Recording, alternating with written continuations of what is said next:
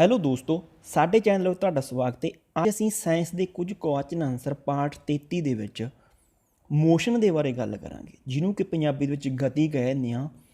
ਇਹਦੇ ਵਿੱਚ ਆਪਾਂ ਕੁਝ MCQ ਡਿਸਕਸ ਕਰਾਂਗੇ ਤੇ ਬਾਕੀ ਪਰਿਭਾਸ਼ਾਵਾਂ ਜਿਹੜੀਆਂ ਮੇਨ ਪਰਿਭਾਸ਼ਾਵਾਂ ਹੋਣਗੀਆਂ ਗਤੀ ਦੇ ਰਿਲੇਟਡ ਉਹ ਡਿਸਕਸ ਕਰਾਂਗੇ। ਤੇ ਦੋਸਤੋ, ਜੇ ਸਾਡੇ ਚੈਨਲ ਤੇ ਤੁਸੀਂ ਪਹਿਲੀ ਵਾਰ ਹੋ ਤਾਂ ਚੈਨਲ ਨੂੰ ਸਬਸਕ੍ਰਾਈਬ ਜ਼ਰੂਰ ਕਰ ਲਿਓ ਤੇ ਘੰਟੀ ਵਾਲਾ ਬਟਨ ਜ਼ਰੂਰ ਦਬ ਲਿਓ। ਤੇ ਦੋਸਤੋ, ਤੁਹਾਨੂੰ ਰਿਕੁਐਸਟ ਹੈ ਕਿ ਵੀਡੀਓ ਨੂੰ ਲਾਈਕ ਜ਼ਰੂਰ ਕਰ ਦਿਓ ਤੇ ਸ਼ੇਅਰ ਵੱਧ ਤੋਂ ਵੱਧ ਕਰ ਦਿਆ ਕਰੋ ਜਿੰਨਾ ਹੋ ਸਕਦਾ। ਤਾਂ ਦੋਸਤੋ, ਸਭ ਤੋਂ ਪਹਿਲਾਂ ਗੱਲ ਕਰਦੇ ਹਾਂ ਮੋਸ਼ਨ ਬਾਰੇ। ਗਤੀ ਹੁੰਦੀ ਕੀ ਆ, ਮੋਸ਼ਨ ਕੀ ਚੀਜ਼ ਆ? ਤਾਂ ਜਿਹੜਾ ਭੌਤਿਕ ਵਿਗਿਆਨ ਆ, ਫਿਜ਼ਿਕਸ ਦੇ ਵਿੱਚ, ਯਾਨੀ ਕਿ ਗਤੀ ਇੱਕ ਉਹ ਵਰਤਾਰਾ ਫਨੋਮੀਨਾ ਕਹਿੰਦੇ ਜਿਹਨੂੰ ਆਪਾਂ, ਵੀ ਗਤੀ ਇੱਕ ਵਰਤਾਰਾ ਹੈ ਜਿਸ ਵਿੱਚ ਇੱਕ ਵਸਤੂ ਸਮੇਂ ਦੇ ਨਾਲ, ਵੀ ਜਦੋਂ ਸਮਾਂ ਬਦਲਦਾ ਸਮੇਂ ਦੇ ਨਾਲ ਉਹ ਆਪਦੀ ਸਥਿਤੀ ਨੂੰ ਬਦਲਦੀ ਹੈ, ਆਪਦਾ ਸਥਾਨ ਪਰਿਵਰਤਨ ਕਰ ਲੈਂਦੀ ਹੈ। ਉਸ ਨੂੰ ਆਪਾਂ ਗਤੀ ਕਹਿ ਦਿੰਦੇ ਹਾਂ, ਮੋਸ਼ਨ ਕਹਿੰਦੇ ਹਾਂ। ਗਤੀ ਨੂੰ ਅਲੱਗ-ਅਲੱਗ ਤਰੀਕਿਆਂ ਨਾਲ ਦਰਸਾਇਆ ਜਾਂਦਾ, ਜਿਵੇਂ ਕਿ ਵਿਸਥਾਪਨ ਹੋ ਗਿਆ। ਵਿਸਥਾਪਨ ਕੀ ਆ? ਇਹਨੂੰ ਇੰਗਲਿਸ਼ ਦੇ ਵਿੱਚ ਡਿਸਪਲੇਸਮੈਂਟ ਕਹਿ ਦਿੰਦੇ ਹਾਂ। ਇਹ ਵੀ ਡੈਫੀਨੇਸ਼ਨ ਤੁਹਾਨੂੰ ਅੱਗੇ ਕਰਾਵਾਂਗੇ। ਇਹਦੇ ਵਿੱਚ ਜਿਵੇਂ ਵਿਸਥਾਪਨ ਦੂਰੀ ਹੋ ਗਈ ਜਿਹਨੂੰ ਡਿਸਟੈਂਸ ਕਹਿੰਦੇ ਹਾਂ, ਇੱਕ ਹੋ ਗਿਆ ਵੇਗ ਜਿਹਨੂੰ ਵੈਲੋਸਿਟੀ ਕਹਿੰਦੇ ਹਾਂ, ਇੱਕ ਹੋ ਗਿਆ ਪ੍ਰਵੇਗ ਜਿਹਨੂੰ ਐਕਸਲਰੇਸ਼ਨ ਕਹਿੰਦੇ ਹਾਂ, ਇੱਕ ਆਉਂਦੀ ਹੈ ਗਤੀ। ਗਤੀ ਦਾ ਮਤਲਬ ਸਪੀਡ, ਵੀ ਜਿਹਨੂੰ ਆਪਾਂ ਚਾਲ ਕਹਿ ਸਕਦੇ ਹਾਂ, ਚਾਲ ਦਾ ਮਤਲਬ ਸਪੀਡ ਹੋ ਗਿਆ। ਇੱਕ ਆ ਗਿਆ ਸਮਾਂ ਜਿਹਨੂੰ ਆਪਾਂ ਟਾਈਮ ਕਹਿੰਦੇ ਹਾਂ। ਅੱਗੇ ਵੀ ਡੈਫੀਨੇਸ਼ਨ ਹੈ ਇਹਨਾਂ ਦੀਆਂ ਕਰਾਂਗੇ। ਤਾਂ ਇੱਕ ਦੋਸਤੋਂ ਆ ਗਿਆ ਵਿਰਾਮ, ਜਿਹਨੂੰ ਕਹਿੰਦੇ ਰੈਸਟ ਤੇ ਕੋਈ ਬਾਡੀ। ਜਦੋਂ ਕੋਈ ਵਸਤੂ ਸਮੇਂ ਦੇ ਬਦਲਣ 'ਤੇ ਵੀ ਆਪਣੀ ਸਥਿਤੀ ਨਾ ਬਦਲੇ ਉਸ ਨੂੰ ਵਿਰਾਮ ਅਵਸਥਾ ਕਹਿੰਦੇ ਹਾਂ। ਜਾਂ ਆਪਾਂ ਕਹਿੰਦੇ ਹਾਂ ਵੀ ਰੈਸਟ ਤੇ ਬਾਡੀ। ਜਿਵੇਂ ਕੋਈ ਆਪਣਾ ਟੇਬਲ ਪਿਆ, ਜੇ ਆਪਾਂ ਉਹਦੇ ਉੱਤੇ ਬਾਹਰੀ ਫੋਰਸ ਕੋਈ ਬਲ ਨਹੀਂ ਲਾਉਂਦੇ ਤਾਂ ਉਹ ਮੂਵ ਨਹੀਂ ਕਰਦਾ ਉਨਾ ਚਿਰ, ਤਾਂ ਉਸ ਨੂੰ ਆਪਾਂ ਰੈਸਟ ਪੋਜੀਸ਼ਨ ਕਹਿ ਦਿੰਦੇ ਹਾਂ। ਅੱਗੇ ਦੋਸਤੋ ਆ ਜਾਂਦੇ ਆ ਗਤੀ ਨੂੰ ਆਪਾਂ ਮੇਨਲੀ ਦੋ ਭਾਗਾਂ 'ਚ ਵੰਡ ਦਿੰਦੇ ਹਾਂ। ਇੱਕ ਤਾਂ ਸਮਾਨ ਗਤੀ, ਯੂਨੀਫਾਰਮ ਮੋਸ਼ਨ ਕਹਿ ਦਿੰਦੇ ਹਾਂ। ਇੱਕ ਹੁੰਦੀ ਆ ਅਸਮਾਨ ਗਤੀ, ਨੌਨ ਯੂਨੀਫਾਰਮ। ਯੂਨੀਫਾਰਮ ਮੋਸ਼ਨ ਉਹ ਆ ਗਿਆ ਵੀ ਜਦੋਂ ਆਪਾਂ 10 ਕਿਲੋਮੀਟਰ ਡਿਸਟੈਂਸ ਕਵਰ ਕਰਨਾ, ਕੋਈ ਮੰਨ ਲਓ ਦੂਰੀ ਤੈਅ ਕਰਨੀ ਆ, ਉਹਦੇ ਵਿੱਚ ਪਹਿਲੇ 5 ਕਿਲੋਮੀਟਰ ਵੀ ਮੈਂ ਉਨੀ ਸਪੀਡ ਤੇ ਉਨੀ ਗਤੀ 'ਤੇ ਗਿਆ, ਅਗਲੇ 5 ਕਿਲੋਮੀਟਰ ਵੀ ਮੈਂ ਉਨੀ ਗਤੀ 'ਤੇ ਗਿਆ। ਇਹਨੂੰ ਤਾਂ ਆਪਾਂ ਸਮਾਨ ਗਤੀ ਕਹਿੰਦੇ ਹਾਂ। ਅਸਮਾਨ ਗਤੀ ਮਤਲਬ ਵੀ ਪਹਿਲੇ 5 ਕਿਲੋਮੀਟਰ ਮੈਂ ਹੌਲੀ ਚੱਲਿਆ ਜਾਂ ਘੱਟ ਗਤੀ 'ਤੇ ਚੱਲੀਏ ਕੋਈ ਚੀਜ਼, ਕੋਈ ਵਸਤੂ, ਅਤੇ ਅਗਲੀ ਵਾਰ ਅਗਲੇ 5 ਕਿਲੋਮੀਟਰ ਤੇਜ਼ੀ ਨਾਲ ਚਲਾ ਗਿਆ। ਇਹਨੂੰ ਅਸਮਾਨ ਗਤੀ ਕਹਿੰਦੇ ਹਾਂ, ਨੌਨ ਯੂਨੀਫਾਰਮ ਮੋਸ਼ਨ। ਹੁਣ ਅੱਗੇ ਆਏ ਜੇ ਟਰਮ ਦੋਸਤੋ ਦੂਰੀ ਕੀ ਹੁੰਦੀ ਹੈ? ਡਿਸਟੈਂਸ ਜਿਹਨੂੰ ਜਦੋਂ ਕੋਈ ਵਸਤੂ ਇੱਕ ਸਥਾਨ ਤੋਂ ਦੂਜੀ ਸਥਾਨ 'ਤੇ ਜਾਂਦੀ ਹੈ ਤਾਂ ਜਿੰਨੀ ਵੀ ਉਹਨੇ ਲੰਬਾਈ ਤੈਅ ਕੀਤੀ ਆ ਉਹਨੂੰ ਆਪਾਂ ਦੂਰੀ ਕਹਿ ਦਿੰਦੇ ਹਾਂ। ਦੂਰੀ ਕਦੇ ਵੀ ਜ਼ੀਰੋ ਜਾਂ ਨੈਗੇਟਿਵ ਨਹੀਂ ਹੋ ਸਕਦੀ। ਕਿਉਂਕਿ ਹੁਣ ਜੇ ਮੰਨ ਲਓ ਕੋਈ ਵਸਤੂ ਆ, ਇੱਕ ਪੋਜੀਸ਼ਨ ਮੰਨ ਲਓ A ਪੁਆਇੰਟ ਤੋਂ B ਤੱਕ ਗਈ, ਉਹ ਜੇ ਰੈਸਟ ਪੋਜੀਸ਼ਨ 'ਤੇ ਵੀ ਆ ਤਾਂ ਦੂਰੀ ਹੈ ਜਿਹੜੀ, ਆਪਾਂ ਉਹਨੂੰ ਦੂਰੀ ਨਹੀਂ ਕਹਿ ਸਕਦੇ, ਉਹ ਰੈਸਟ ਪੋਜੀਸ਼ਨ 'ਤੇ ਆ ਗਈ। ਜੇ A ਤੋਂ B 'ਤੇ ਗਈ ਹੈ ਤਾਂ ਕੁਝ ਨਾ ਕੁਝ ਤਾਂ ਉਹਨੇ ਲੰਬਾਈ ਤੈਅ ਕੀਤੀ ਆ, ਤਾਂ ਉਹ ਹਮੇਸ਼ਾ ਪੋਜ਼ੀਟਿਵ ਦੇ ਵਿੱਚ ਆਊਗੀ। ਤਾਂ ਇਹ ਤਾਂ ਹੋ ਗਈ ਦੂਰੀ। ਹੁਣ ਅੱਗੇ ਦੋਸਤੋ ਆ ਗਿਆ ਵਿਸਥਾਪਨ, ਡਿਸਪਲੇਸਮੈਂਟ ਕਹਿੰਦੇ ਆ। ਕਿਸੇ ਵਸਤੂ ਦਾ ਸਥਾਨ ਪਰਿਵਰਤਨ ਹੋਣਾ, ਉਸ ਨੂੰ ਵਿਸਥਾਪਨ ਕਹਿੰਦੇ ਆ। ਸਥਾਨ ਪਰਿਵਰਤਨ ਦਾ ਮਤਲਬ ਜਿਵੇਂ A ਤੋਂ ਲੈ ਕੇ B ਤੱਕ ਗਈ ਉਹ, ਤਾਂ ਉਹਦੇ ਵਿੱਚ ਉਹਦਾ ਸਥਾਨ ਦਾ ਪਰਿਵਰਤਨ ਹੋ ਗਿਆ। ਇਹ ਮਤਲਬ ਨਹੀਂ ਰੱਖਦਾ ਵੀ A ਤੋਂ B ਤੱਕ ਜਾਣ ਵਾਸਤੇ ਉਹ A ਤੋਂ ਪਹਿਲਾਂ C 'ਤੇ ਗਿਆ ਫਿਰ B 'ਤੇ ਗਿਆ। ਸਿੱਧਾ ਸ਼ਾਰਟੈਸਟ ਡਿਸਟੈਂਸ ਕਹਿ ਸਕਦੇ ਆਪਾਂ, ਵੀ ਸਿੱਧੇ ਤੋਂ ਸਿੱਧਾ ਰਸਤਾ ਜਿਹੜਾ ਉਹਨੂੰ ਡਿਸਪਲੇਸਮੈਂਟ ਕਹਿ ਦਿੰਦੇ ਆ। ਵੀ ਜਿਵੇਂ A ਤੋਂ B 'ਤੇ ਵਗ ਗਿਆ, ਜੇ ਹੁਣ ਡਿਸਟੈਂਸ ਜਿਹੜੀ ਦੂਰੀ ਆ ਉਹ ਤਾਂ A ਤੋਂ C 'ਤੇ ਗਿਆ, C ਤੋਂ B 'ਤੇ ਗਿਆ, ਇਹ ਤਾਂ ਡਿਸਟੈਂਸ ਹੋ ਗਿਆ। ਜਿਹੜਾ ਉਹ ਸਿੱਧਾ ਵਗ ਗਿਆ A ਤੋਂ B ਤੱਕ ਵਗ ਗਿਆ, ਉਹਨੂੰ ਆਪਾਂ ਡਿਸਪਲੇਸਮੈਂਟ ਕਹਿੰਦੇ, ਵਿਸਥਾਪਨ। ਅਤੇ ਇਹ ਜ਼ੀਰੋ ਵੀ ਹੋ ਸਕਦਾ। ਕਿਵੇਂ? ਕਿਉਂਕਿ ਜੇ ਉਹ ਵਸਤੂ A ਤੋਂ B 'ਤੇ ਗਈ ਆ, ਜੇ ਵਾਪਸ B ਤੋਂ A 'ਤੇ ਆ ਗਈ ਤਾਂ ਇਹਦਾ ਮਤਲਬ ਉਹਦਾ ਡਿਸਪਲੇਸਮੈਂਟ ਕੋਈ ਜਗ੍ਹਾ ਤੋਂ ਉਹਨੇ ਬਦਲੀ ਨਹੀਂ, ਤਾਂ ਇੱਥੇ ਵਿਸਥਾਪਨ ਕੀ ਹੋ ਗਿਆ? ਉਹਦਾ ਜ਼ੀਰੋ ਹੋ ਗਿਆ। ਅੱਗੇ ਦੋਸਤੋ ਇਹਦੇ ਰਿਲੇਟਡ ਇੱਕ MCQ ਆ ਗਿਆ, ਕਹਿੰਦਾ ਵਿਸਥਾਪਨ ਆ ਜਿਹੜਾ ਦੂਰੀ ਨਾਲੋਂ ਹਮੇਸ਼ਾ ਕੀ ਹੁੰਦਾ? ਵੀ ਜਿਹੜਾ ਡਿਸਪਲੇਸਮੈਂਟ ਆ ਉਹ ਡਿਸਟੈਂਸ ਨਾਲੋਂ ਕੀ ਹੋਊਗਾ? ਆਪਸ਼ਨਾਂ ਦਿੱਤੀਆਂ ਘੱਟ, ਵੱਧ, ਘੱਟ ਜਾਂ ਬਰਾਬਰ, ਜਾਂ ਵੱਧ ਜਾਂ ਬਰਾਬਰ। ਤਾਂ ਇਹਦਾ ਰਾਈਟ ਆਨਸਰ ਹੈਗਾ ਦੋਸਤੋ ਆਪਸ਼ਨ ਨੰਬਰ C, ਘੱਟ ਹੋਊਗਾ ਜਾਂ ਬਰਾਬਰ ਹੋਊਗਾ। ਕਿਵੇਂ? ਵੀ ਜੇ ਹੁਣ ਕੋਈ ਵਸਤੂ A ਤੋਂ ਲੈ ਕੇ B ਤੱਕ ਪਹੁੰਚੀ, A ਤੋਂ B ਤੱਕ ਪਹੁੰਚੀ, ਇਸ ਕੰਡੀਸ਼ਨ ਦੇ ਵਿੱਚ ਡਿਸਪਲੇਸਮੈਂਟ ਅਤੇ ਡਿਸਟੈਂਸ ਕੀ ਹੋ ਗਏ? ਬਰਾਬਰ ਹੋ ਗਏ, ਕਿਉਂਕਿ A ਤੋਂ B ਤੱਕ ਜਿੰਨੀ ਦੂਰੀ ਤੈਅ ਕੀਤੀ ਉਹਨੇ ਅਤੇ ਜਿੰਨਾ ਸਥਾਨ ਦਾ ਪਰਿਵਰਤਨ ਹੋ ਗਿਆ ਬਰਾਬਰ। ਹੁਣ ਜੇ ਕੋਈ ਵਸਤੂ A ਤੋਂ ਲੈ ਕੇ ਪਹਿਲਾਂ C 'ਤੇ ਜਾਂਦੀ ਆ ਫਿਰ B 'ਤੇ ਆਉਂਦੀ ਆ, ਤਾਂ ਉਹਦੇ ਵਿੱਚ ਜਿਹੜੀ ਡਿਸਟੈਂਸ ਆ ਉਹ ਤਾਂ ਵੱਧ ਗਿਆ, ਕਿਉਂਕਿ ਪਹਿਲਾਂ C 'ਤੇ ਗਿਆ, A ਤੋਂ C ਦੀ ਲੰਬਾਈ ਹੋ ਗਈ, ਫਿਰ C ਤੋਂ B ਦੀ ਲੰਬਾਈ ਹੋ ਗਈ। ਪਰ ਜਿਹੜਾ ਡਿਸਪਲੇਸਮੈਂਟ ਆ ਉਹ ਤਾਂ ਸੇਮ ਰਹੂਗਾ ਨਾ, ਵੀ ਸਥਾਨ ਪਰਿਵਰਤਨ ਉਹਨੇ ਸਿੱਧੇ ਤੋਂ ਸਿੱਧਾ ਡਿਸਟੈਂਸ ਕਿੰਨਾ ਕਵਰ ਕੀਤਾ, ਸ਼ਾਰਟੈਸਟ ਤਾਂ ਉਹ ਜਿਹੜਾ ਉਹ ਤਾਂ A ਤੋਂ C ਰਹੂਗਾ, ਤਾਂ ਹਮੇਸ਼ਾ ਜਿਹੜਾ ਡਿਸਪਲੇਸਮੈਂਟ ਆ ਵਿਸਥਾਪਨ ਆ ਉਹ ਘੱਟ ਹੋਊਗਾ ਜਾਂ ਬਰਾਬਰ ਹੋਊਗਾ। ਅੱਗੇ ਦੋਸਤੋ ਟਰਮ ਆ ਜਾਂਦੀ ਹੈ ਚਾਲ। ਚਾਲ ਕੀ ਹੁੰਦੀ ਹੈ? ਸਪੀਡ ਜਿਹਨੂੰ ਕਹਿੰਦੇ ਆ। ਇਹ ਕੀ ਹੁੰਦੀ ਹੈ? ਦੂਰੀ ਬਟਾ ਸਮਾਂ, ਜਿਹਨੂੰ ਆਪਾਂ ਡਿਸਟੈਂਸ ਅਪੋਨ ਟਾਈਮ ਕਹਿੰਦੇ ਆ। ਇਹਦੀ ਪਰਿਭਾਸ਼ਾ ਕਹਿੰਦੇ, ਕਹਿੰਦਾ ਕਿਸੇ ਵਸਤੂ ਦੁਆਰਾ ਇੱਕ ਇਕਾਈ ਸਮੇਂ ਵਿੱਚ ਤੈਅ ਕੀਤੀ ਗਈ ਦੂਰੀ ਉਸ ਨੂੰ ਉਸ ਵਸਤੂ ਦੀ ਚਾਲ ਜਾਂ ਸਪੀਡ ਕਿਹਾ ਜਾਂਦਾ। ਹੁਣ ਜਿਵੇਂ ਆਪਾਂ ਨੋਰਮਲੀ ਕਹਿ ਦਿੰਦੇ ਹਾਂ ਵੀ ਮੋਟਰਸਾਈਕਲ ਦੀ ਸਪੀਡ ਕਿੰਨੀ ਆ ਜਾਂ ਗੱਡੀ ਦੀ ਸਪੀਡ ਕਿੰਨੀ ਆ, ਵੀ 80 ਕਿਲੋਮੀਟਰ ਪਰ ਆਰ ਆ, ਵੀ 1 ਘੰਟੇ ਦੇ ਵਿੱਚ ਉਹ 80 ਕਿਲੋਮੀਟਰ ਦੀ ਦੂਰੀ ਤੈਅ ਕਰ ਜੂਗੀ, ਉਹਨੂੰ ਆਪਾਂ ਉਹਦੀ ਸਪੀਡ ਜਾਂ ਚਾਲ ਕਹਾਂਗੇ। ਤਾਂ ਅੱਗੇ ਇੱਕ ਕੁਐਸਚਨ ਆਉਂਦਾ ਦੋਸਤੋ, ਚਾਲ ਨੂੰ ਮਾਪਣ ਦੀ ਇਕਾਈ ਕੀ ਹੈ? ਸਪੀਡ ਦੇ ਯੂਨਿਟ ਕੀ ਹੁੰਦੇ ਆ ਮਾਪਣ ਦੇ? ਤਾਂ ਤੁਹਾਨੂੰ ਨੋਰਮਲੀ ਪਤਾ, ਇਹਦਾ ਰਾਈਟ ਆਨਸਰ ਹੈਗਾ ਆਪਸ਼ਨ ਨੰਬਰ A, ਯਾਨੀ ਕਿ ਕਿਲੋਮੀਟਰ ਪ੍ਰਤੀ ਘੰਟਾ, ਕਿਲੋਮੀਟਰ ਪਰ ਆਵਰ ਕਹਿੰਦੇ ਆਪਾਂ ਵੀ ਇਹ ਯੂਨਿਟ ਆ ਗਈ, ਉਹਦੀ ਇਕਾਈ ਆ ਗਈ ਮੇਨ। ਵੈਸੇ ਤਾਂ ਇਹਦੇ ਯੂਨਿਟ ਮੀਟਰ ਪਰ ਸੈਕਿੰਡ ਵੀ ਆ ਜਾਂਦੇ ਆ, ਪਰ ਆਪਸ਼ਨ ਦੇ ਵਿੱਚ ਉਹ ਹੈ ਹੀ ਨਹੀਂ ਸੀ, ਤਾਂ ਆਪਸ਼ਨ ਦੇ ਅਕੋਰਡਿੰਗ ਜੇ ਮੀਟਰ ਪਰ ਸੈਕਿੰਡ ਹੋਇਆ ਤਾਂ ਤੁਸੀਂ ਉਹਦੇ 'ਤੇ ਵੀ ਕਲਿੱਕ ਕਰ ਸਕਦੇ ਹੋ, ਉਹ ਵੀ ਤੁਹਾਡਾ ਆਨਸਰ ਸਹੀ ਹੋਊਗਾ। ਅੱਗੇ ਦੋਸਤੋ ਟਰਮ ਆ ਜਾਂਦੀ ਹੈ ਵੈਲੋਸਿਟੀ, ਜਿਹਨੂੰ ਵੇਗ ਕਹਿੰਦੇ ਆ। ਇਹਦਾ ਕੀ ਫਾਰਮੂਲਾ? ਵਿਸਥਾਪਨ ਬਟਾ ਸਮਾਂ, ਜਿਹਨੂੰ ਡਿਸਪਲੇਸਮੈਂਟ ਬਟਾ ਟਾਈਮ ਕਹਿੰਦੇ ਆ। ਸਪੀਡ ਹੁੰਦੀ ਹੈ ਡਿਸਟੈਂਸ ਬਟਾ ਟਾਈਮ, ਵੈਲੋਸਿਟੀ ਹੁੰਦੀ ਹੈ ਡਿਸਪਲੇਸਮੈਂਟ ਬਟਾ ਟਾਈਮ। ਇਹਦੀ ਪਰਿਭਾਸ਼ਾ ਕੀ ਆ ਗਈ? ਕਹਿੰਦਾ ਕਿਸੇ ਵਸਤੂ ਦੁਆਰਾ ਕਿਸੇ ਖਾਸ ਦਿਸ਼ਾ ਵਿੱਚ ਤੈਅ ਕੀਤੀ ਗਈ ਦੂਰੀ ਉਸ ਨੂੰ ਵੇਗ ਜਾਂ ਵੈਲੋਸਿਟੀ ਕਿਹਾ ਜਾਂਦਾ ਹੈ। ਇਹਦਾ ਕਵਚਨ ਆ ਜਾਂਦਾ, ਕਹਿੰਦਾ ਵਿਸਥਾਪਨ ਦੀ ਤਬਦੀਲੀ ਨੂੰ ਦਰ ਨੂੰ ਕੀ ਕਿਹਾ ਜਾਂਦਾ? ਵਿਸਥਾਪਨ ਦੀ ਤਬਦੀਲੀ ਦੀ ਦਰ ਨੂੰ ਕੀ ਕਿਹਾ ਜਾਂਦਾ? ਤਾਂ ਇਹਦਾ ਰਾਈਟ ਆਨਸਰ ਹੈਗਾ ਦੋਸਤੋ ਆਪਸ਼ਨ ਨੰਬਰ D, ਯਾਨੀ ਕਿ ਵੇਗ। ਵੈਲੋਸਿਟੀ ਕਿਹਾ ਜਾਂਦਾ ਵਿਸਥਾਪਨ ਦੀ ਤਬਦੀਲੀ ਨੂੰ, ਵੀ ਡਿਸਪਲੇਸਮੈਂਟ ਦੇ ਬਦਲਾਵ ਨੂੰ। ਅੱਗੇ ਟਰਮ ਆ ਗਈ ਦੋਸਤੋ ਐਕਸਲਰੇਸ਼ਨ, ਜਿਹਨੂੰ ਪ੍ਰਵੇਗ ਕਹਿ ਦਿੰਦੇ ਆ। ਕਹਿੰਦਾ ਜਦੋਂ ਕੋਈ ਵਸਤੂ ਗਤੀ ਕਰ ਰਹੀ ਹੋਵੇ ਉਸ ਦੌਰਾਨ ਉਸਦੇ ਵੇਗ ਵਿੱਚ, ਵੀ ਯਾਨੀ ਕਿ ਉਹਦੀ ਵੈਲੋਸਿਟੀ ਦੇ ਵਿੱਚ ਆਈ ਤਬਦੀਲੀ ਨੂੰ ਪ੍ਰਵੇਗ ਕਿਹਾ ਜਾਂਦਾ ਹੈ। ਐਕਸਲਰੇਸ਼ਨ ਵੀ ਕੋਈ ਉਹਦੀ ਜਿਹੜੀ ਸਪੀਡ ਆ ਜਾਂ ਵੈਲੋਸਿਟੀ ਕਹ ਲਓ, ਵੈਲੋਸਿਟੀ ਜਦੋਂ ਵੱਧ ਜਾਂਦੀ ਆ ਤਾਂ ਇਹਦਾ ਮਤਲਬ ਚੀਜ਼ ਐਕਸਲਰੇਟ ਹੋ ਗਈ, ਐਕਸਲਰੇਸ਼ਨ ਚੇਂਜ ਹੋ ਗਿਆ। ਇਹਦਾ ਫਾਰਮੂਲਾ ਕੀ ਹੁੰਦਾ? ਪ੍ਰਵੇਗ ਬਰਾਬਰ ਹੈ ਬਦਲਿਆ ਵੇਗ ਬਟੇ ਸਮਾਂ, ਜਿਹਨੂੰ ਕਹਿੰਦੇ ਚੇਂਜ ਇਨ ਵੈਲੋਸਿਟੀ ਬਟਾ ਟਾਈਮ, ਵੀ ਇੱਕ ਪਾਰਟੀਕੂਲਰ ਟਾਈਮ ਦੇ ਵਿੱਚ ਉਹਦੀ ਵੈਲੋਸਿਟੀ ਕਿੰਨੀ ਬਦਲੀ ਆ, ਉਹਨੂੰ ਆਪਾਂ ਪ੍ਰਵੇਗ ਕਹਿੰਦੇ ਆ, ਐਕਸਲਰੇਸ਼ਨ। ਅਕਸਰ ਹੀ ਜਿਵੇਂ ਗੱਡੀ ਦੇ ਵਿੱਚ ਐਕਸਲਰੇਟਰ ਹੁੰਦਾ, ਰੇਸ ਕਹਿੰਦੇ ਜਿਹਨੂੰ ਆਪਾਂ, ਗੱਡੀ ਦੀ ਰੇਸ ਜਦੋਂ ਵੱਧਦੀ ਆ ਉਹਦੇ ਨਾਲ ਉਹਦੀ ਵੈਲੋਸਿਟੀ ਹੈ ਜਿਹੜੀ ਉਹਦੀ ਸਪੀਡ ਵੱਧਦੀ ਆ, ਤਾਂ ਆਪਾਂ ਇਸ ਨੂੰ ਐਕਸਲਰੇਸ਼ਨ ਕਹਿ ਦਿੰਦੇ ਆ। ਤਾਂ ਕਿਸੇ ਮੰਨ ਲਓ ਜੇ ਇੱਕ ਗੱਡੀ ਕੋਈ ਵਸਤੂ ਆ ਉਹ 10 ਕਿਲੋਮੀਟਰ ਪਰ ਆਰ ਦੀ ਸਪੀਡ ਨਾਲ ਜਾਂ ਵੈਲੋਸਿਟੀ ਨਾਲ ਜਾ ਰਹੀ ਆ, ਜੇ ਹੁਣ ਐਕਸਲਰੇਸ਼ਨ ਉਹਦਾ ਵੱਧ ਗਿਆ, ਜੇ ਉਹਦੀ ਸਪੀਡ ਵਧਾਤੀ ਆਪਾਂ, ਇਹਦਾ ਮਤਲਬ ਐਕਸਲਰੇਟ ਹੋ ਗਈ, ਐਕਸਲਰੇਸ਼ਨ ਉਹਦਾ ਵੱਧ ਗਿਆ, ਤਾਂ ਇਸ ਨੂੰ ਆਪਾਂ ਐਕਸਲਰੇਸ਼ਨ ਜਾਂ ਪ੍ਰਵੇਗ ਕਹਿ ਦਿੰਦੇ ਹਾਂ।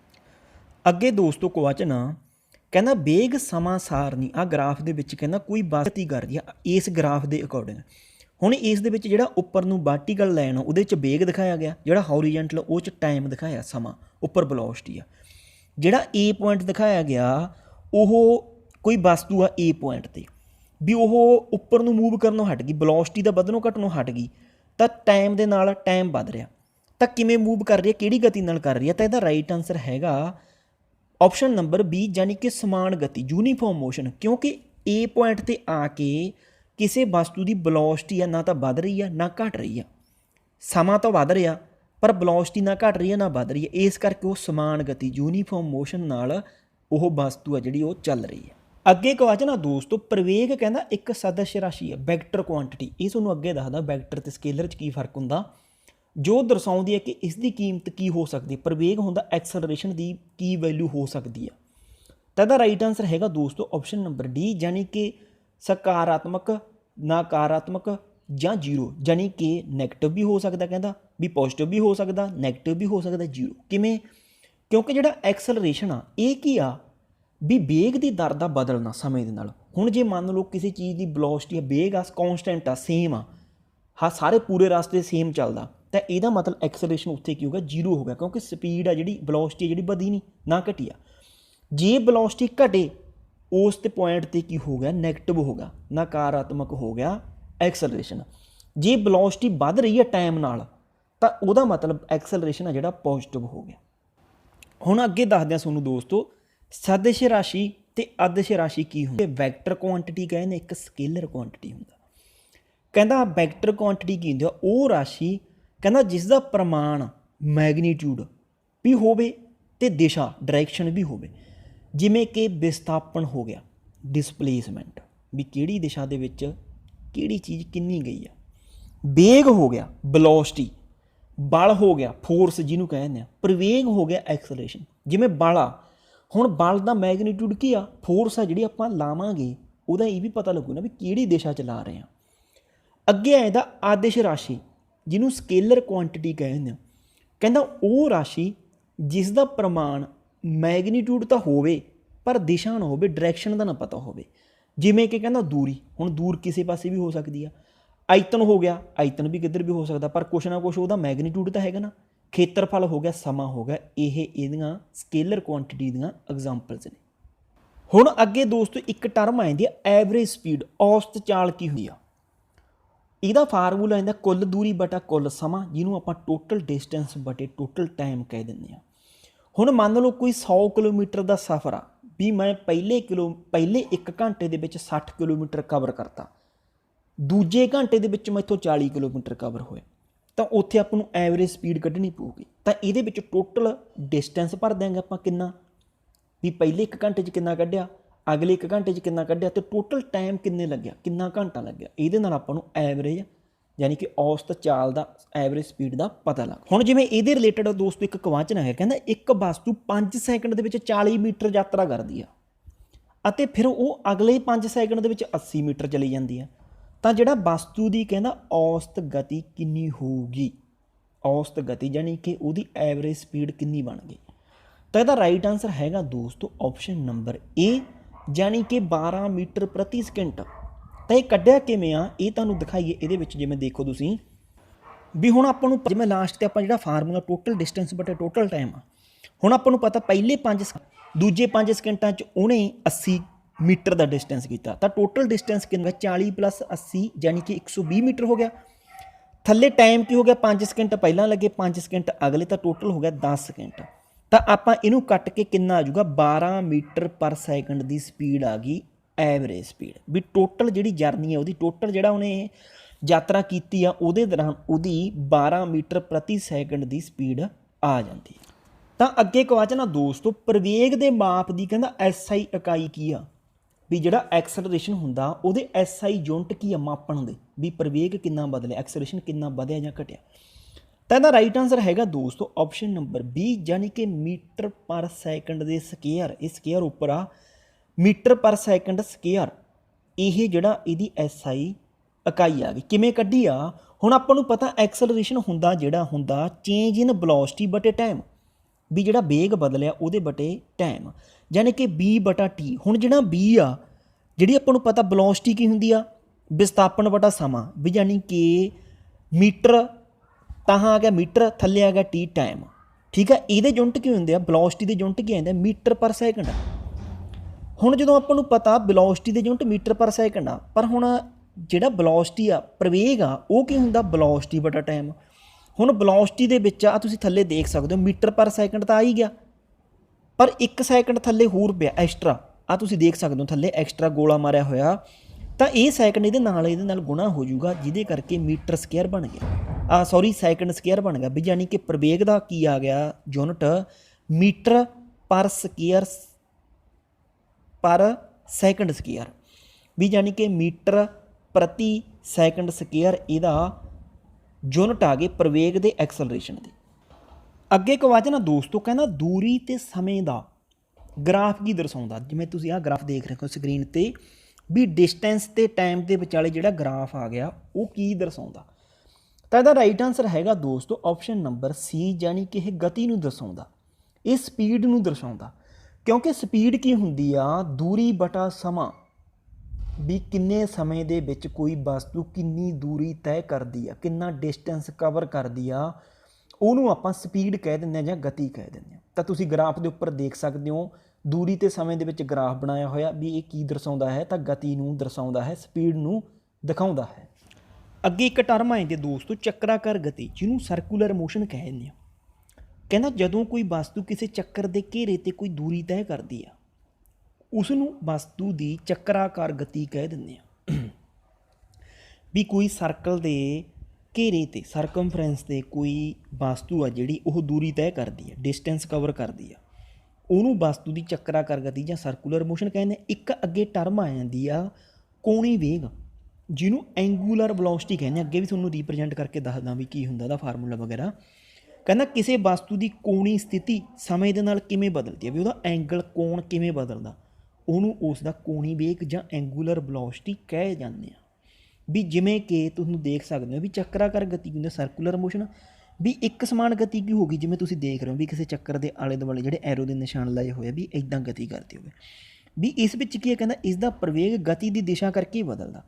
ਇਹਦਾ ਪ੍ਰਵੇਗ ਆ ਜਿਹੜਾ ਐਕਸਲਰੇਸ਼ਨ ਆ ਜਿਹੜਾ ਸਰਕੂਲਰ ਮੋਸ਼ਨ ਦੇ ਵਿੱਚ ਉਹਦੀ ਦਿਸ਼ਾ ਬਦਲ ਜਾਂਦੀ ਆ, ਹਰ ਟਾਈਮ 'ਤੇ ਹਰ ਵਾਰ ਉਹਦੀ ਦਿਸ਼ਾ ਬਦਲੀ ਜਾਂਦੀ ਆ, ਜਿਹਦੇ ਕਰਕੇ ਉਹਦਾ ਪ੍ਰਵੇਗ ਬਦਲਦਾ ਰਹਿੰਦਾ ਸਰਕੂਲਰ ਦੇ ਵਿੱਚ। ਐਕਚੁਅਲ ਵਿੱਚ ਮੈਗਨੀਟਿਊਡ ਨਹੀਂ ਬਦਲਦਾ, ਇਹਦੇ ਵਿੱਚ ਮੈਗਨੀਟਿਊਡ ਤਾਂ ਆਪਾਂ ਅਲੱਗ ਚੀਜ਼ ਰਹੇਗੀ ਮੈਗਨੀਟਿਊਡ, ਪਰ ਦਿਸ਼ਾ ਬਦਲਣ ਨਾਲ ਉਹਦਾ ਪ੍ਰਵੇਗ ਬਦਲਦਾ ਰਹਿੰਦਾ। ਹੁਣ ਅੱਗੇ ਆ ਗਿਆ ਐਂਗੂਲਰ ਵੈਲੋਸਿਟੀ, ਜਿਹਨੂੰ ਕੋਣੀ ਵੇਗ ਕਹਿੰਦੇ ਆ। ਹੁਣ ਜਿਵੇਂ ਆਹ ਸਰਕਲ ਦੇ ਵਿੱਚ ਦਿਖਾਇਆ ਗਿਆ, ਇਹਦਾ ਇੱਧਰਲੇ ਪਾਸੇ ਥੀਟੇ ਦੀ ਜਿਹੜੀ ਚਾਪ ਕੱਟੀ ਗਈ ਆ, ਚਾਪ ਕੱਟੀ ਆ ਵਿਚਾਲੇ O ਬਿੰਦੂ ਆ, ਹੈ ਨਾ, ਇਹਨੂੰ ਓਮੇਗਾ ਨਾਲ ਰੀਪ੍ਰਜੈਂਟ ਕਰਦੇ ਆ। ਓਮੇਗਾ ਬਰਾਬਰ ਹੈ θ/t, ਵੀ ਜਿਹੜਾ ਆਹ ਥੀਟੇ ਵਾਲਾ ਟਾਈਮ ਕਵਰ ਇੰਨੀ ਦੂਰੀ ਤੈਅ ਕਰਨ 'ਤੇ ਉਹਨੂੰ ਕਿੰਨਾ ਟਾਈਮ ਲੱਗਿਆ, ਉਹਨੂੰ ਐਂਗੂਲਰ ਵੈਲੋਸਿਟੀ ਕਹਿੰਦੇ ਆ। ਇਹਦੀ ਮਾਪਣ ਦੀ ਇਕਾਈ ਕੀ ਆ, ਮਤਲਬ ਕਿ ਇਹਦੀ ਯੂਨਿਟ ਕੀ ਆ, ਵੀ ਹੁਣ ਆਪਾਂ ਇੰਨੀ ਕੁ ਵੈਲਿਊ ਨਿਕਲ ਆਈ ਵੀ ਇਹਨੂੰ ਕੀ ਕਹਾਂਗੇ, ਇਹਦਾ ਯੂਨਿਟ ਹੁੰਦਾ ਰੇਡੀਅਨ ਪਰ ਸੈਕਿੰਡ। ਵੀ 1 ਸੈਕਿੰਡ ਦੇ ਵਿੱਚ ਕਿੰਨੇ ਰੇਡੀਅਨ, ਰੇਡੀਅਨ ਹੁੰਦਾ ਥੀਟੇ ਦਾ ਯੂਨਿਟ, ਕੋਣ ਦਾ ਕਿਸੇ ਦਾ, ਵੀ ਕਿੰਨੇ ਡਿਗਰੀ ਕੋਣ ਉਹ ਅੱਗੇ ਚਲਾ ਜਾਂਦਾ। ਵੀ 1 ਸੈਕਿੰਡ ਦੇ ਵਿੱਚ ਮੰਨ ਲਓ ਉਹ ਪੋਜੀਸ਼ਨ ਤੋਂ ਲੈ ਕੇ ਅਗਲੇ ਜਿਹੜਾ A ਤੋਂ ਲੈ ਕੇ B ਤੱਕ ਗਿਆ, ਵੀ ਉਹ ਕਿੰਨੇ ਡਿਗਰੀ ਵਗ ਗਿਆ, ਵੀ 30 ਡਿਗਰੀ ਵਗ ਗਿਆ, ਤਾਂ ਉਸ ਨੂੰ ਆਪਾਂ ਉਹਦੀ ਐਂਗੂਲਰ ਵੈਲੋਸਿਟੀ ਕਹਿ ਦਿੰਦੇ ਆ। ਅੱਗੇ ਇੱਕ ਕੁਐਸਚਨ ਆ ਗਿਆ ਦੋਸਤੋ, ਇੱਕ ਕਹਿੰਦਾ ਵਸਤੂ ਅਰਧ ਵਿਆਸ ਜਿਹਦਾ R ਆ, ਕੋਈ ਚੱਕਰ ਦਾ ਅਰਧ ਵਿਆਸ R ਆ, ਦੇ ਇੱਕ ਚੱਕਰੀ ਮਾਰਗ ਵਿੱਚ ਚੱਲ ਰਹੀ ਆ, ਵੀ ਸਰਕੂਲਰ ਮੋਸ਼ਨ ਦੇ ਵਿੱਚ ਚੱਲ ਰਹੀ, ਵੀ ਚੱਕਰ ਦੇ ਆਲੇ ਦੁਆਲੇ ਚੱਲ ਰਹੀ ਆ। ਕਹਿੰਦਾ ਅੱਧੇ ਚੱਕਰ ਦੇ ਬਾਅਦ ਵਿਸਥਾਪਨ ਕੀ ਹੋਊਗਾ, ਅੱਧਾ ਚੱਕਰ ਮਤਲਬ ਜਦੋਂ ਅੱਧਾ ਚੱਕਰ ਕਵਰ ਕਰ ਜੇ ਉਹਦਾ ਵਿਸਥਾਪਨ ਡਿਸਪਲੇਸਮੈਂਟ ਕੀ ਹੋਊਗਾ।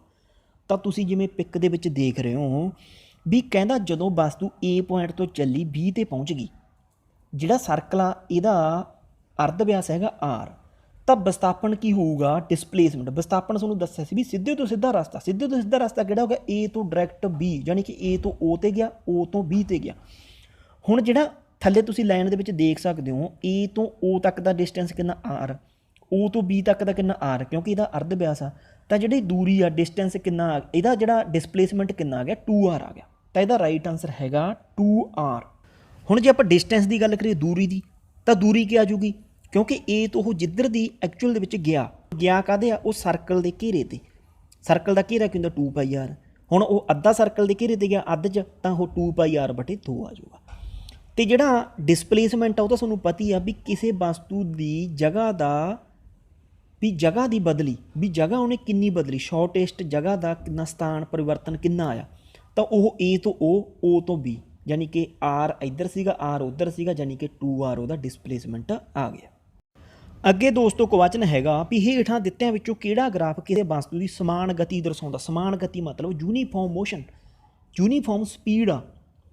ਤਾਂ ਇਹਦਾ ਰਾਈਟ ਆਨਸਰ ਹੈਗਾ ਦੋਸਤੋ ਆਪਸ਼ਨ ਨੰਬਰ C।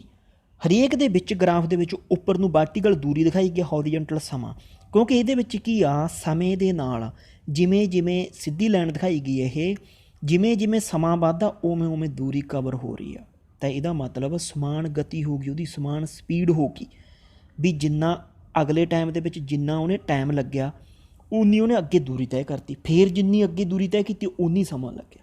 ਬਾਕੀ ਜਿਹੜੇ ਗ੍ਰਾਫ ਆ ਗਏ, ਹੁਣ A ਦੇ ਵਿੱਚ ਕੀ ਰੀਪ੍ਰਜੈਂਟ ਹੋਇਆ ਵੀ ਸ਼ੁਰੂਆਤ ਦੇ ਵਿੱਚ ਦੂਰੀ ਤਾਂ ਘੱਟ ਤੈਅ ਕੀਤੀ, ਸਮਾਂ ਵੱਧ ਲੱਗ ਗਿਆ, ਪਰ ਬਾਅਦ ਦੇ ਵਿੱਚ ਸਮਾਂ ਘੱਟ ਲੱਗ ਰਿਹਾ, ਦੂਰੀ ਇੱਕਦਮ ਵੱਧ ਗਈ।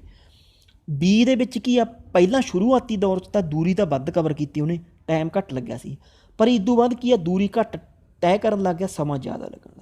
ਅਤੇ D ਦੇ ਵਿੱਚ ਕੀ ਆ, D ਦੇ ਵਿੱਚ ਸ਼ੁਰੂਆਤੀ ਟਾਈਮ ਦੇ ਵਿੱਚ ਤਾਂ ਉਹਨੇ ਇੱਕਦਮ ਦੂਰੀ ਕਵਰ ਕਰ ਲਈ, ਪਰ ਬਾਅਦ ਦੇ ਵਿੱਚ ਕੀ ਆ, ਦੂਰੀ ਕੌਂਸਟੈਂਟ ਹੋ ਗਈ, ਵੀ ਯਾਨੀ ਕਿ ਸਮਾਂ ਤਾਂ ਵਧੀ ਗਿਆ ਪਰ ਦੂਰੀ ਨਹੀਂ ਕਵਰ ਕੀਤੀ। ਪਰ C ਦੇ ਵਿੱਚ ਕੀ ਦਰਸਾਉਂਦਾ ਵੀ ਸਮੇਂ ਦੇ ਨਾਲ ਦੂਰੀ ਵੀ ਬਰਾਬਰ ਤੈਅ ਹੋ ਰਹੀ ਹੈ, ਜਿਹਦੇ ਕਰਕੇ ਦੀ ਸਮਾਨ ਗਤੀ ਆ ਗਈ, ਯੂਨੀਫਾਰਮ ਮੋਸ਼ਨ ਜਾਂ ਯੂਨੀਫਾਰਮ ਸਪੀਡ ਦਰਸਾਉਂਦਾ ਇਹ ਗ੍ਰਾਫ। ਅੱਗੇ ਦੋਸਤੋ ਕੁਐਸਚਨ ਹੈਗਾ, ਕਹਿੰਦਾ ਗਤੀ ਦੇ ਨਿਮਨਲਿਖਤ ਕੇਸਾਂ ਵਿੱਚ ਕਿਹੜੇ ਵਿੱਚ ਦੂਰੀ ਅਤੇ ਵਿਸਥਾਪਨ ਦਾ ਪ੍ਰਮਾਣ ਬਰਾਬਰ ਹੈ। ਦੂਰੀ ਮਤਲਬ ਡਿਸਟੈਂਸ ਅਤੇ ਡਿਸਪਲੇਸਮੈਂਟ ਬਰਾਬਰ ਹੋਊਗਾ। ਉਹ ਤਾਂ ਤੁਹਾਨੂੰ ਦੱਸਿਆ ਸੀ ਵੀ ਜਿਹੜਾ ਡਿਸਪਲੇਸਮੈਂਟ ਆ ਉਹ ਡਿਸਟੈਂਸ ਦੇ ਜਾਂ ਤਾਂ ਬਰਾਬਰ ਹੋਊਗਾ ਜਾਂ ਡਿਸਟੈਂਸ ਨਾਲੋਂ ਘੱਟ ਹੁੰਦਾ, ਕਿਉਂਕਿ ਇਹ ਸਿੱਧੇ ਤੋਂ ਸਿੱਧਾ ਰਸਤਾ ਆ ਗਿਆ ਕਿਸੇ ਵਸਤੂ ਵਿੱਚ ਹੋਏ ਪਰਿਵਰਤਨ ਦਾ। ਤਾਂ ਕਿਹੜਾ ਕੇਸ ਆ ਜਿਹੜਾ ਉਹ ਦਿਖਾਊਗਾ ਵੀ ਦੂਰੀ ਆਪਣ ਦਾ ਪ੍ਰਮਾਣ ਆ ਜਿਹੜਾ ਉਹਦਾ ਮੁੱਲ ਆ ਉਹਦੀ ਵੈਲਿਊ ਬਰਾਬਰ। ਤਾਂ ਇਹਦਾ ਰਾਈਟ ਆਨਸਰ ਹੈਗਾ ਦੋਸਤੋ ਆਪਸ਼ਨ ਨੰਬਰ ਏ, ਵੀ ਜੇ ਕਾਰ ਸਿੱਧੀ ਸੜਕ 'ਤੇ ਜਾ ਰਹੀ ਹੈ। ਕਿਉਂਕਿ ਜੇ ਕਾਰ ਸਿੱਧੀ ਸੜਕ 'ਤੇ ਜਾ ਰਹੀ ਹੈ ਬਿਨਾਂ ਮੁੜੇ ਬਿਨਾਂ ਵਾਪਸ ਆਏ, ਤਾਂ ਇਹਦਾ ਮਤਲਬ ਕੀ ਆ, ਉਹਦਾ ਡਿਸਟੈਂਸ ਵੀ ਡਿਸਪਲੇਸਮੈਂਟ ਵੀ ਜਿੰਨੀ ਕਾਰ ਮਤਲਬ ਏ ਤੋਂ ਬੀ 'ਤੇ ਵਗ ਗਈ ਤਾਂ ਉਹਦਾ ਡਿਸਟੈਂਸ ਵੀ ਉਨਾ ਹੋ ਗਿਆ, ਮਤਲਬ ਉਹਨੇ ਉਹ ਜਿਹੜੀ ਕਾਰ ਨੇ ਜਿਹੜਾ ਸਥਾਨ ਪਰਿਵਰਤਨ ਵੀ ਸੇਮ ਕੀਤਾ। ਤਾਂ ਇਹ ਕੇਸ ਆ ਜਿਹੜਾ ਏ ਕੇਸ ਆ ਉਹ ਆਪਣਾ ਰਾਈਟ ਆਨਸਰ ਆ। ਅੱਗੇ ਕੁਐਸਚਨ ਆ ਜੀ ਆਪਣੇ ਕੋਲ, ਜਦੋਂ ਇੱਕ ਗੇਂਦ ਨੂੰ ਉੱਪਰ 50 ਮੀਟਰ ਦੀ ਉਚਾਈ 'ਤੇ ਸੁੱਟਿਆ ਜਾਂਦਾ ਉੱਪਰ ਨੂੰ, ਅਤੇ ਦੁਬਾਰਾ ਕਹਿੰਦਾ ਗੇਂਦ ਵਾਪਸ ਉਸੇ ਸਥਾਨ 'ਤੇ ਆ ਗਈ। ਮੰਨ ਲਓ ਆਪਾਂ ਉੱਪਰ ਗੇਂਦ ਨੂੰ ਸਿੱਟਿਆ, ਆਪਣੇ ਦੁਬਾਰਾ ਹੱਥ 'ਚ ਵਿੱਚੋਂ ਉੱਥੇ ਆ ਗਈ ਗੇਂਦ, ਤਾਂ ਉਹਦਾ ਵਿਸਥਾਪਨ ਕੀ ਹੋਊਗਾ, ਡਿਸਪਲੇਸਮੈਂਟ ਕੀ ਹੋਊਗਾ।